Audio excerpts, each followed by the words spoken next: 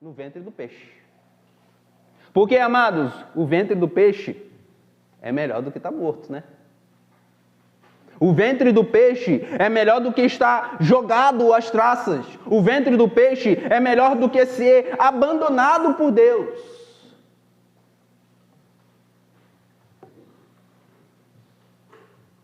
Nós reconhecemos, amados, que o ventre do peixe é misericórdia, porque poderíamos estar numa situação muito pior do que estamos. Então, amados, se você está com vida, está respirando aí, isso é misericórdia do Senhor. Jonathan, estou apertado, estou com dívida, a doença, meu filho está doente, as situações estão difíceis. Ei, se alegre no Senhor, porque você poderia estar muito pior do que você está. Isso é misericórdia de Deus. Lamentações capítulo 3, versículo 22, nos lembra, 22 e 23, as misericórdias do Senhor são a causa de não sermos consumidos, porque as suas misericórdias não têm fim, renovam-se cada manhã, grande é a tua fidelidade. Por isso, amados, quando nós acordamos essa manhã, já devemos se lançar diante de Deus e agradecer. Obrigado, Senhor. Eu não sei se eu vou me alimentar, eu não sei se eu vou conseguir pagar aquela conta, eu não sei. O que eu sei é que Deus me acordou hoje. As misericórdias do Senhor se renovaram sobre a minha vida. Grande é a tua fidelidade. Isso deve nos levar a adorar a Deus, amados. A expressar um louvor de gratidão ao Senhor.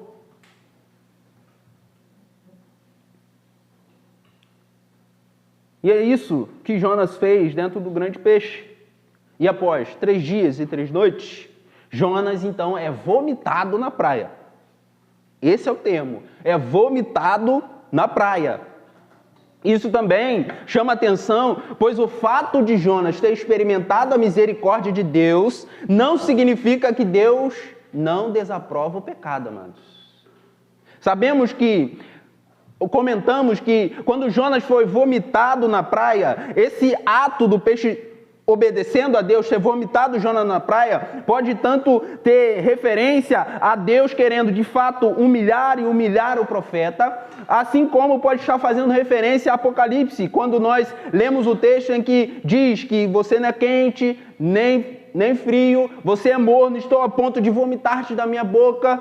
De qualquer forma, a ideia de ser vomitado por Deus é de alguém que causou um certo desgosto no Senhor pelo seu comportamento, pelo seu pecado.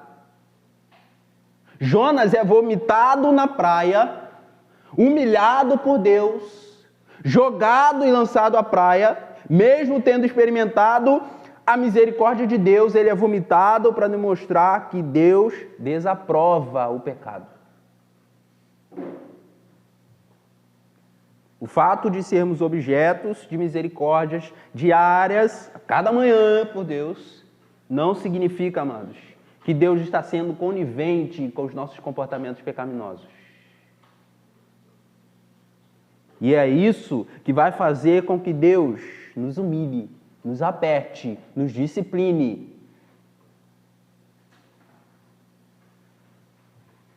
E assim Deus fez com Jonas. Esse momento está evidenciando que Deus é misericordioso, gracioso e fiel.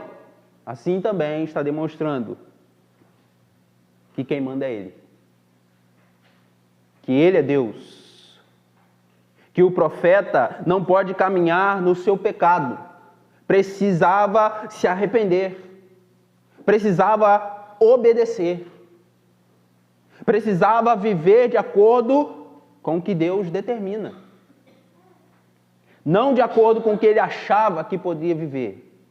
E aí Deus então vomita Jonas, permite ou manda que o peixe vomite Jonas na praia, para que ele entenda, quem manda aqui, Jonas, sou eu. Eu sou Deus, você é servo.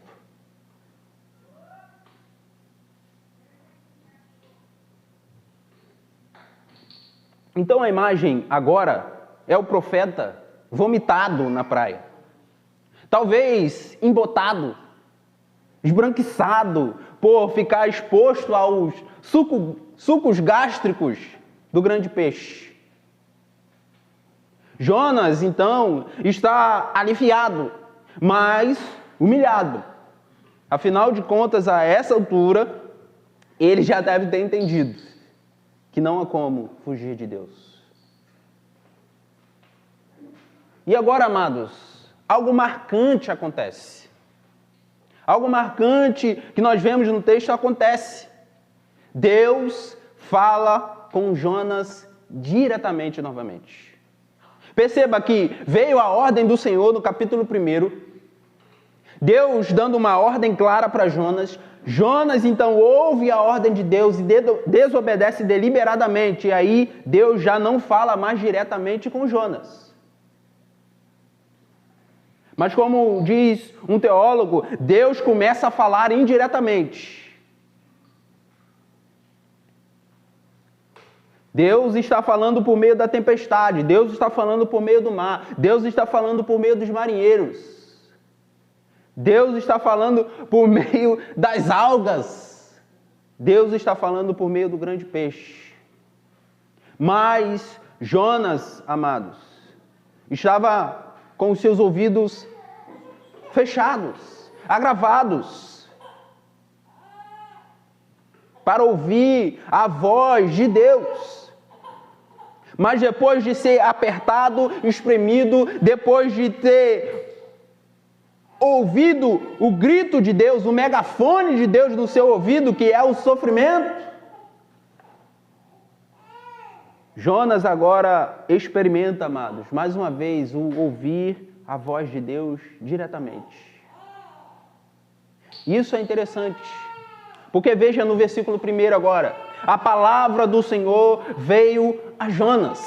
Deus agora novamente fala com Jonas diretamente. Isso significando o quê? Que Deus se aproxima de Jonas novamente.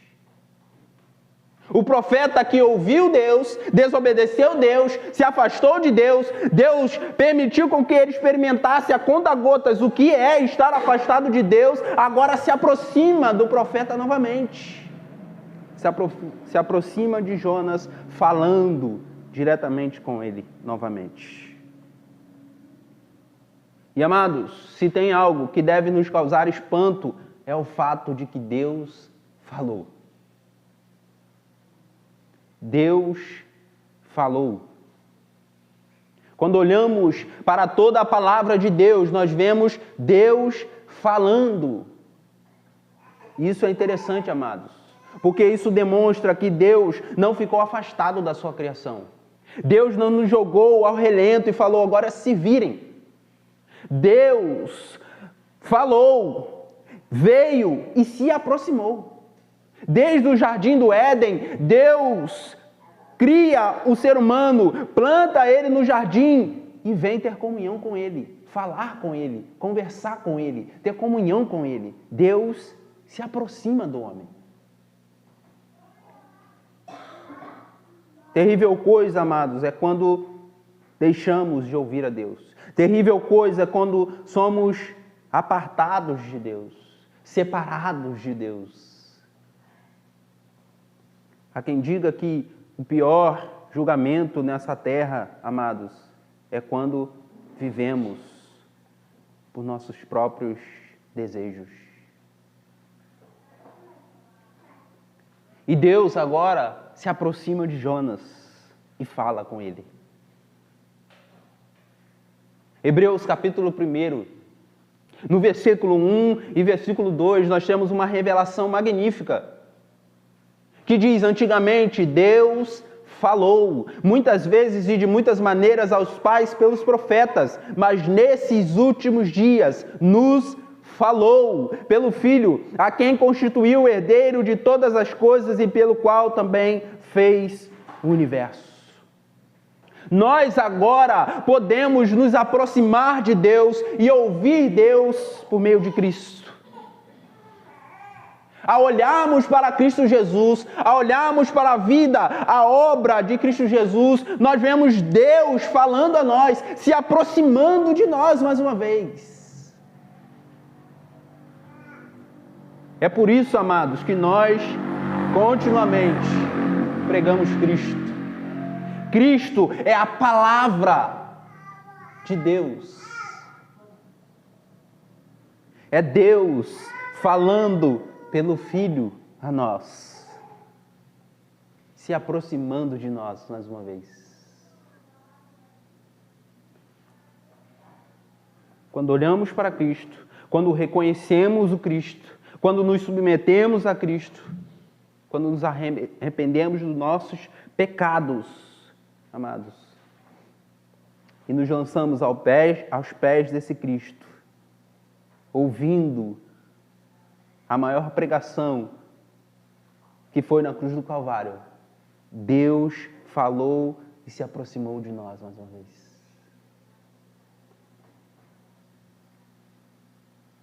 Então Jonas, agora, profeta desobediente, agora tem a oportunidade de ouvir Deus mais uma vez, se aproximar. Afastado, longe, querendo caminhar errante, querendo ir para Tarsis, um lugar mais longe conhecido. Agora, depois de tudo, Deus vem a Jonas mais uma vez e se aproxima dele, falando a Jonas mais uma vez. Mas aí nós continuamos vendo que a palavra do Senhor veio a Jonas pela segunda vez. O Deus que agora se aproxima de Jonas falando, fala pela segunda vez aquilo que ele tinha falado no capítulo 1. Mas quando ele coloca aqui a segunda vez, ele está querendo ressaltar, amados, primeiro, a paciência de Deus. Deus pacientemente repete e retoma aquilo que ele iniciou anteriormente. O diálogo iniciado com o profeta, Deus pacientemente repete e retoma. Todos nós que somos pais, amados, e eu dia após dia, Jéssica dia após dia, temos visto isso. Quanto é exigido de nós? Paciência.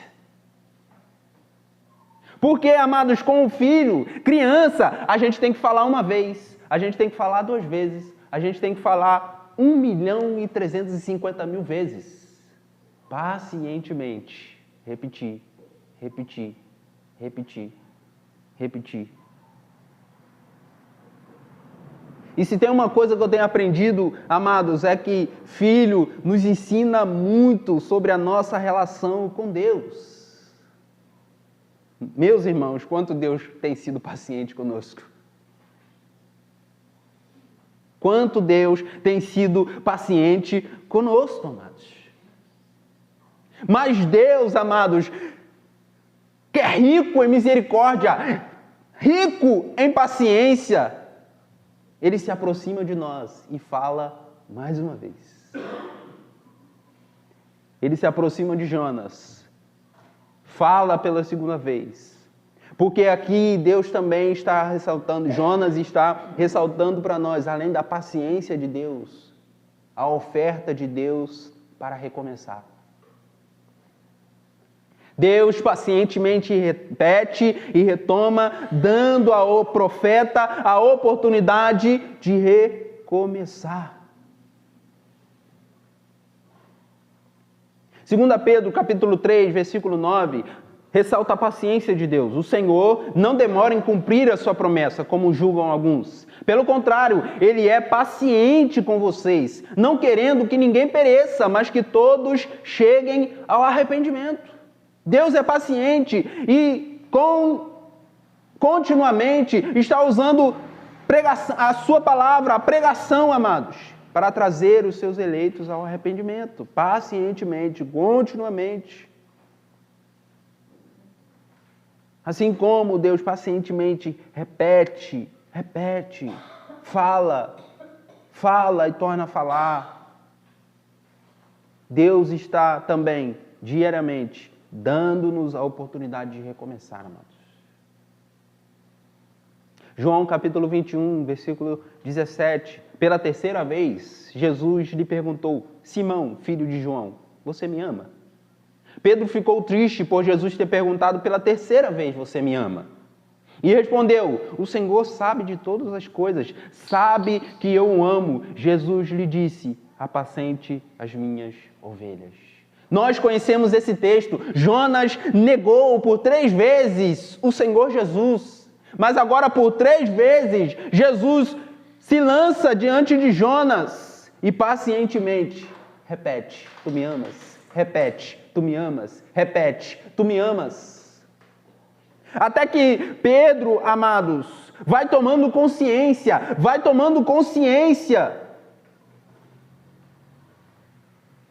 e vai tendo a oportunidade, amados, e recebe a oportunidade de recomeçar.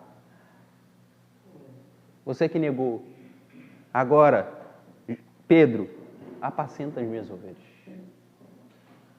Esse é o nosso Deus, amados, que pacientemente está repetindo a sua palavra, está proclamando a sua palavra, está anunciando a sua palavra, para que nós possamos ouvir a sua palavra, aplicar a sua palavra, praticar a sua palavra e recomeçar. Mesmo diante dos momentos em que nós desobedecemos, falhamos, por vezes desanimamos, por vezes queremos virar as costas, por vezes queremos abandonar tudo, por vezes pecamos contra Deus, mas Deus repete pacientemente a sua palavra a nós e nos dá a oportunidade de recomeçar. E o single de Deus, amados, que deve ser repetido nos nossos corações, para que nós possamos, então, recomeçar diante dos nossos escorregões, diante dos nossos tropeções, arrependa-se.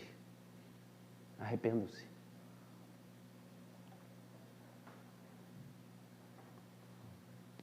A palavra do Senhor veio a Jonas pela segunda vez. E aí nós vemos agora o versículo 2. Se Deus está se aproximando de Jonas e pacientemente repetindo a Jonas, retomando com Jonas aquilo que ele proferiu anteriormente, dando ao profeta a oportunidade de recomeçar, agora o Senhor vai despertá-lo. Versículo 2: levante-se. Algumas versões diz: apronte-se. Outras diz: dispõe-te. Deus agora está trazendo um despertamento ao profeta, um despertamento para uma intencionalidade. Há aqui um confronto de Deus quanto à apatia, à letargia, à paralisia espiritual, ou seja, a indiferença quanto às coisas de Deus. Jonas desobedeceu e não estava nem aí para o seu ofício profético, ele não estava com a menor vontade de ir pregar. E Deus agora, pacientemente, retoma, repete, dá a oportunidade de recomeçar e diz: levanta-se, apronte-se, dispõe-te, tenha uma disposição interior, levante-se, se erga, prepare-te.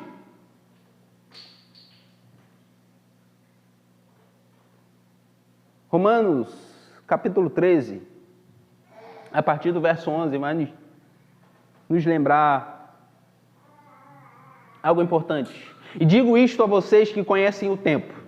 Já é hora de despertarem do sono, porque a nossa salvação está agora mais perto do que quando no princípio cremos. Vai alta a noite e o dia vem chegando.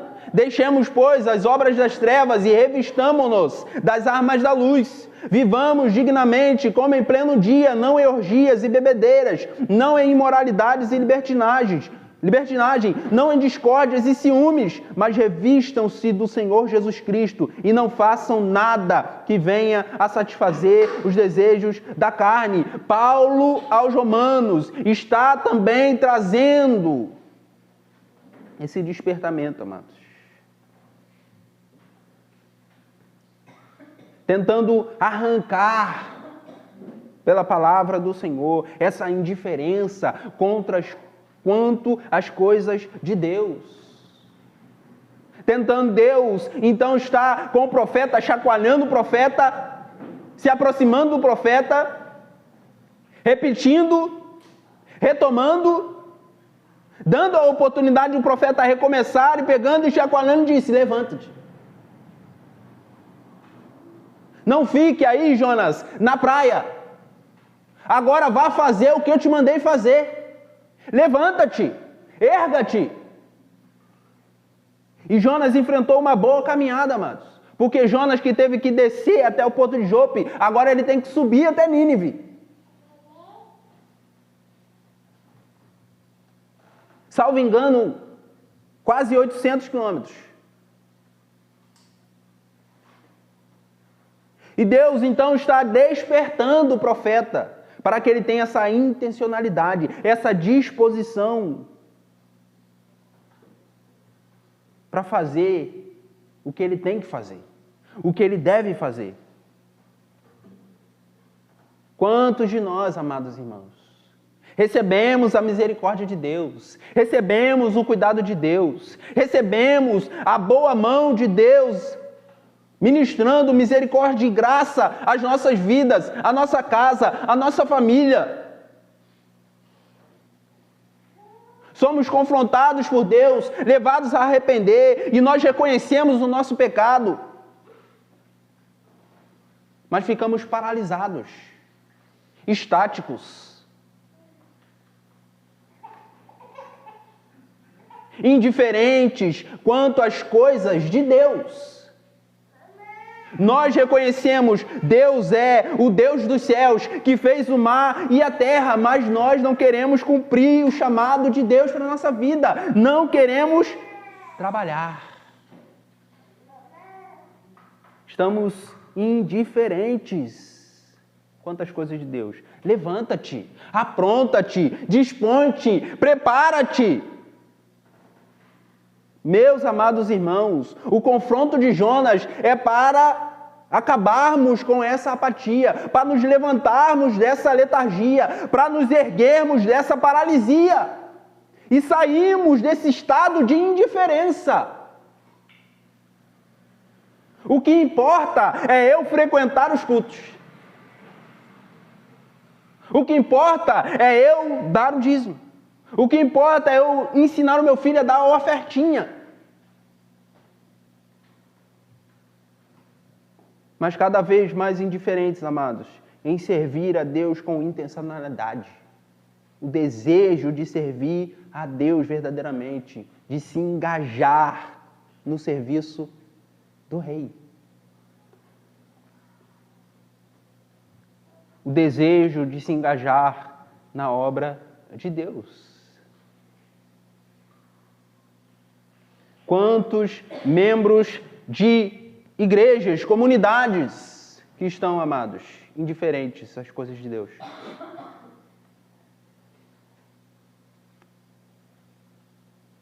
E a palavra de Jonas, que é a palavra de Deus para nós hoje, é: levanta-te, apronte-se, dispõe-te.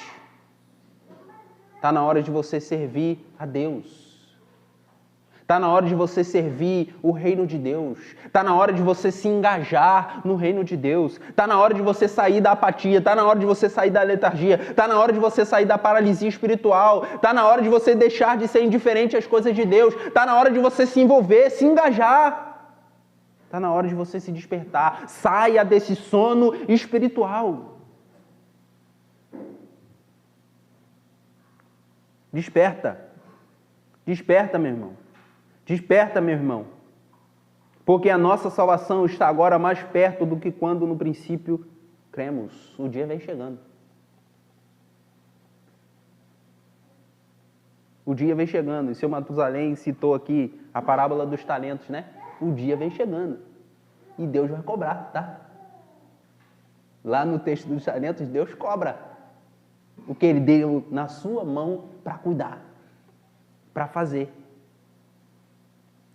Por isso, levanta-te, apronte-se, dispõe-te. Mas não só isso.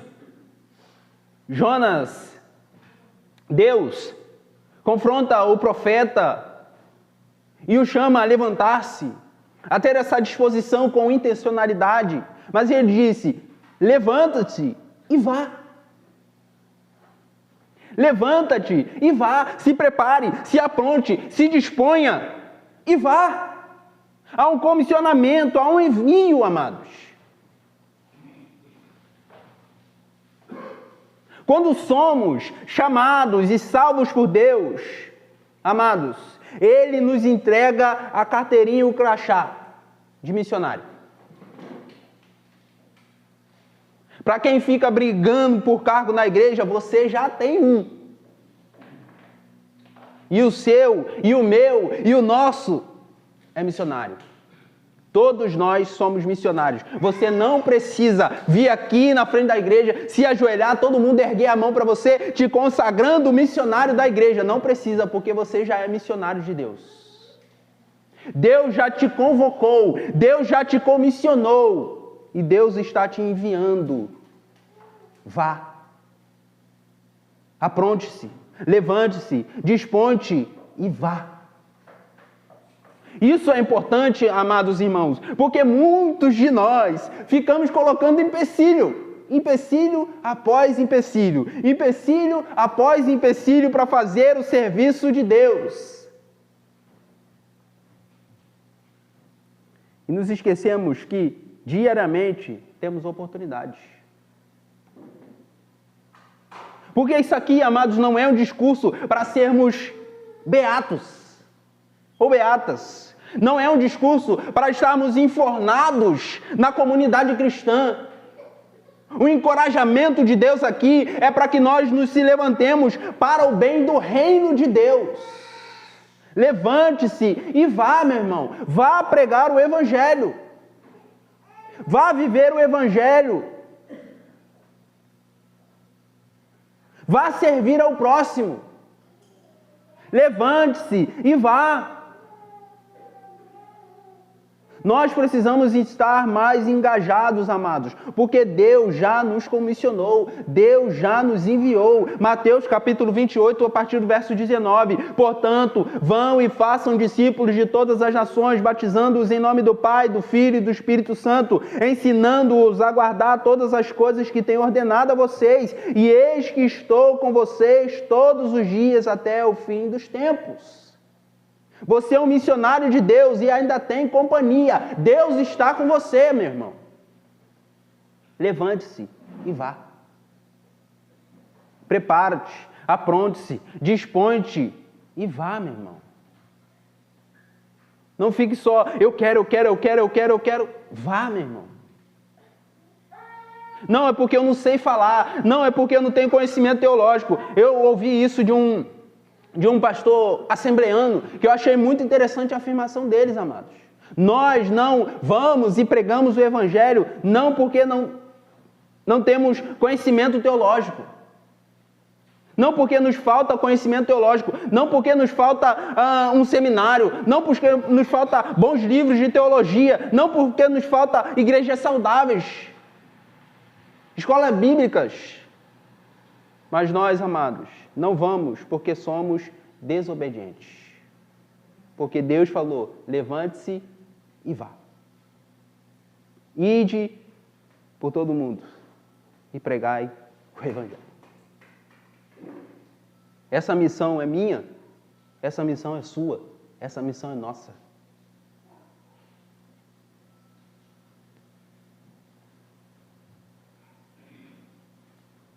Levante-se e vá ao comissionamento, ao envio de Deus, amados. Todos nós somos missionários. E Charles Spurgeon já disse, ou crente é missionário, ou crente é impostor.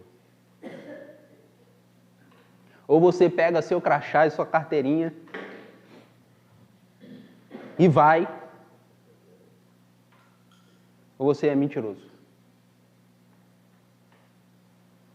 Jonathan, eu não tenho oportunidade. Jonathan, eu sou tímido. Aí Deus vai e usa os irmãos aqui para cantar o 421. Conversamos sobre todas as coisas. Conversamos sobre calor, sobre frio, né? Sobre futebol. Nossa puxada de conversa é, rapaz, acho que vai chover. Rapaz, você viu a política? Rapaz, você viu o jogo do Vasco? Eu não vi, não. Não estou perdendo meu tempo mais. Mas Deus, amados, abriu o campo para nós. E não é por falta de oportunidade, irmão, que a gente não vai. Nós não vamos porque somos desobedientes. E aí, Deus está aqui falando com Jonas: levante-se, vá e pregue. Levante-se, vá e pregue. Isso também é importante, amados, porque nós precisamos ter disposição. Nós precisamos ir. Mas, amados, disposição, boa vontade não é o suficiente, tá? Disposição e boa vontade. Não, eu estou disposto, eu quero ir, eu vou abrir um projeto social, eu vou fazer uma forma de abençoar os irmãos. Faça, mano. Mas que a sua disposição, a sua estratégia, o seu método esteja acompanhado da pregação do Evangelho. Levante-se, vá e pregue. Levante-se, vá e pregue. Atos dos Apóstolos, capítulo 8, versículo 4. Enquanto isso, os que foram dispersos iam por toda a parte pregando a palavra. O povo de Deus está sendo perseguido. Aí tem que todo mundo sair fugindo para um monte de lugar. E eles vão fugindo e vão pregando a palavra. O bicho está pegando e eles estão tendo que largar a sua casa, largar as suas coisas, ir para outros lugares, serem refugiados em outros lugares, e eles estão indo pregando a palavra. Você acha que tem dificuldade para você, meu irmão? Para você pregar o Evangelho? Isso me confronta, irmãos. Isso confronta a gente. Isso confronta o nosso estilo de Evangelho. Atos dos Apóstolos, capítulo 10, versículo 42 e 43.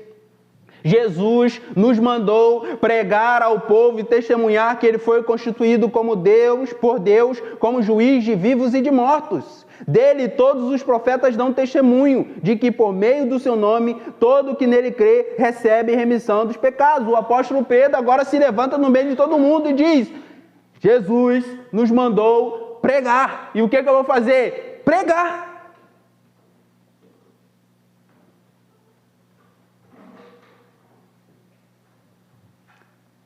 Romanos capítulo 10, versículo 13 a 15. Porque todo aquele que invocar o nome do Senhor será salvo.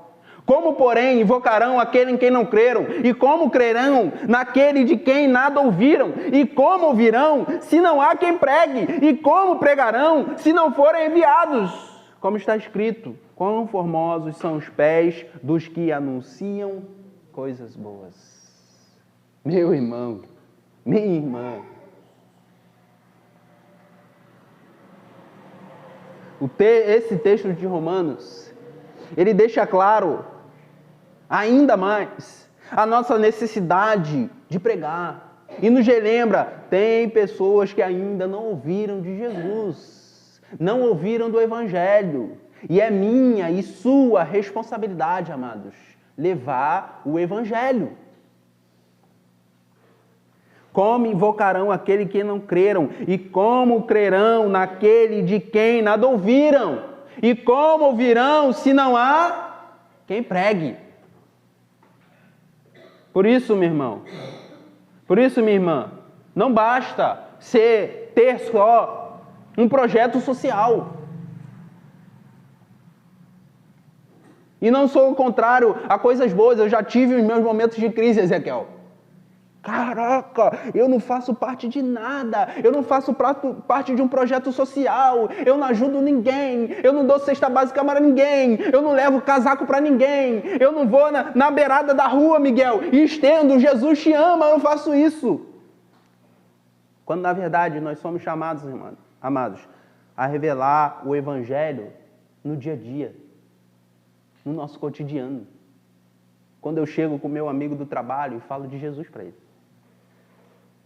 Quando eu sento com meu filho de manhã e falo de Jesus para ele. até porque talvez alguns não acreditam, mas Oliver precisa de Jesus. Ele não é crente não, irmão. Eu preciso pregar para ele.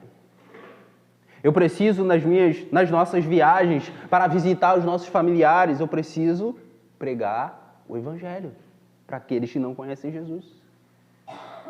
Eu preciso, na oportunidade em que eu estou com os meus vizinhos, pregar o Evangelho. Na oportunidade que eu estou jogando bola com os meus amigos, eu preciso pregar o Evangelho.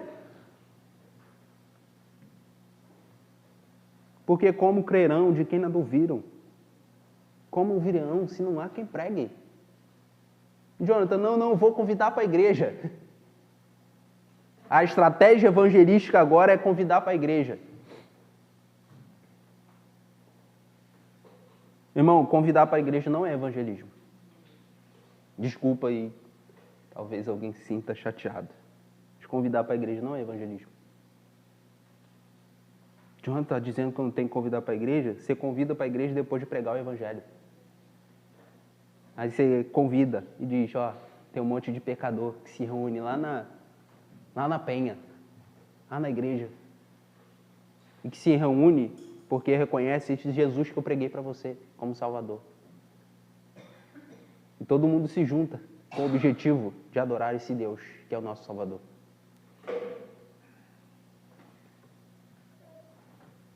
Porque aqui diz, quão formosos são os pés dos que anunciam coisas boas. Não é quão formosos são os pés dos que convidam para a igreja. Não precisa avançar. Levante-se, vá, pregue. Mas aí Jesus vem e deixa mais claro para Jonas o seguinte: levante-se, vá, pregue a mensagem que eu lhe darei. Isso também é importante, amados. Nós precisamos ter essa disposição, nós precisamos largar a mão dos empecilhos e ir, vai. Nós precisamos pregar, mas pregar o Evangelho, a mensagem que eu te darei. A origem e o conteúdo da mensagem vem de Deus, como vimos no capítulo 1. Nós não temos autoridade e nem autonomia para pregar outra coisa que não o Evangelho. Quando se prega outra coisa que não o Evangelho, é anátema, é maldito, é falso mestre, é falso profeta. Está no espírito do anticristo. É tudo menos de Deus. Porque aquele que se levanta, aquele que vai, aquele que prega, prega a mensagem de Deus. Porque ele sabe que ele não tem autoridade e nem autonomia para pregar outra coisa que não o Evangelho.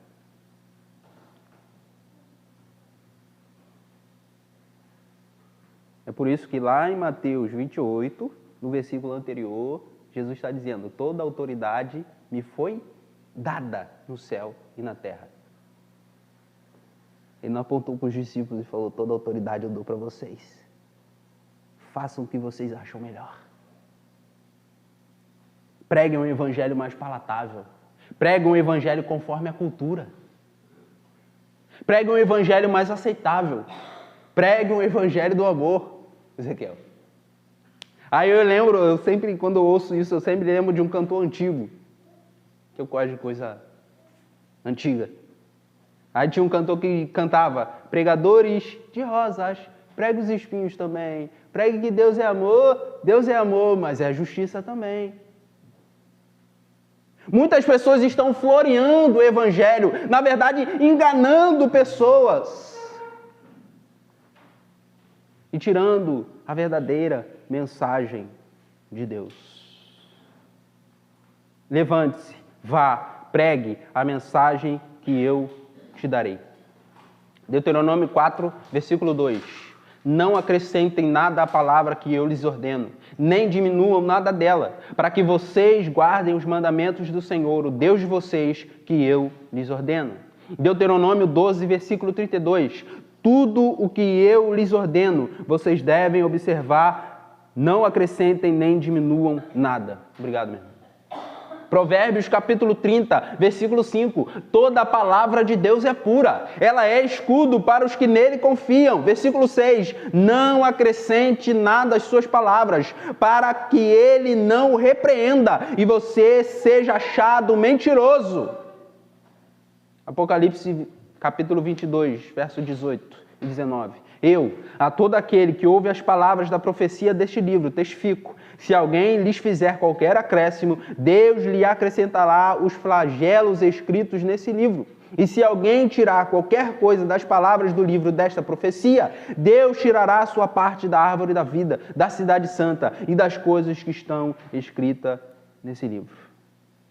Levante-se, vá, pregue o Evangelho, a mensagem de Deus. É um chamado à fidelidade à palavra de Deus. Jonas, estou te chamando, te convocando, te dando a oportunidade de recomeçar, de você se levantar, de você ir, de você pregar a mensagem que eu te mandei pregar. Pregue a mensagem que eu lhe darei. E aí nós temos então no versículo 3, na parte A, Jonas se levantou e foi a Nínive segundo a palavra do Senhor. Jonas levantou-se e foi. Jonas agora compreendeu não somente que não tem como fugir de Deus, também não tem como ir contra os propósitos de Deus. Romanos 11, 29, porque os dons e a vocação de Deus são irrevogáveis. E agora, Jonas responde. E responde com obediência. Ele se levantou. Mas lá no capítulo 1, ele se levanta para fugir. Agora ele se levanta para ir, para obedecer. Ele foi a Nínive. Levantou-se e foi. Agora ele responde com obediência. Mas ele responde, amados, não motivado pelos seus sentimentos. Porque Jonas ainda tem uma coisa interna para tratar. A gente vai ver isso no capítulo 4.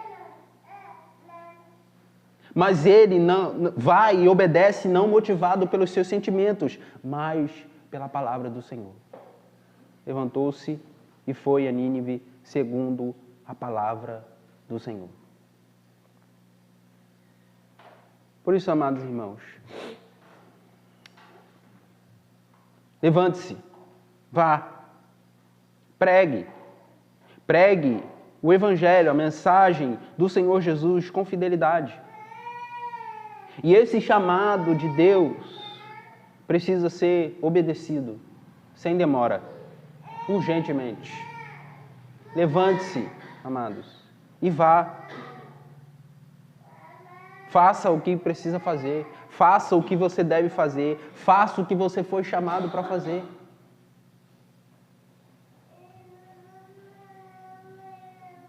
Esteja cada dia mais preocupado em cumprir, amados, a sua vocação. Qual, Jonathan? Missionário. Missionário do Senhor Jesus. Se ficarem te questionando qual o seu cargo na igreja, você fala, sou missionário. Lá na igreja, todo mundo é missionário. Cumpra, amados, o dever da sua vocação. E eu concluo lembrando, os irmãos, que a oportunidade de recomeçar é hoje. A oportunidade de recomeçar é hoje. Deus, amados, por sua misericórdia e graça, nos deu o dia de hoje. E o dia de hoje é uma oportunidade que Ele nos dá para recomeçar. Talvez você está aí na desobediência. Talvez você está aí agarrado no seu pecado. Talvez você está aí zangado, entristecido, desanimado, apático, letárgico, indiferente. Hoje, Deus, amados, te convoca, te conclama, te alerta e te oportuniza um recomeço, uma nova chance. Por isso, Hebreus capítulo 3, versículo 7, só vou ler o primeiro. Hoje, se ouvirem a sua voz, não endureçam o coração. Ouça a voz do Senhor Jesus, amados, e obedeça. E aí, agarre a oportunidade que o Senhor te dá hoje de recomeçar, de iniciar uma nova trajetória, um novo caminho, uma nova vida. Mas saiba, amados, que Deus, que é o Deus que dá novas oportunidades, proporciona novos recomeços, Deus que proporciona, assim, segundas chances, nem sempre é assim, amados. Isso porque, é importante dizer isso porque muitas pessoas fazem, como o apóstolo Paulo confronta, as pessoas que querem se agarrar à graça de Deus, mas também ficarem agarradas com o seu pecado. Já que a graça de Deus é superabundante, então eu vou ficar agarrado no meu pecado, vou viver a vida que eu quiser, porque Deus me perdoa, Deus me dá novos recomeços, Deus me dá novas chances. Mas entenda, Josué capítulo 7, conta a história de Acã. Acã não teve segunda chance. Atos capítulo 5, conta a história de Ananias e Safira. Ananias e Safira não tiveram segunda chance.